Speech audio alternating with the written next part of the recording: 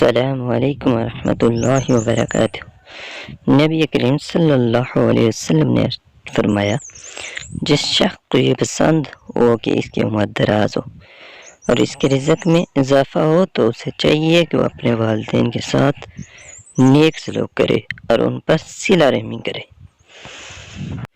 رسول اللہ صلی اللہ علیہ وسلم نے ارشاد فرمایا، اللہ تعالیٰ کے لیے بعض لوگ ایسے ہیں جیسے کسی کے گھر کے خاص لوگ ہوتے ہیں۔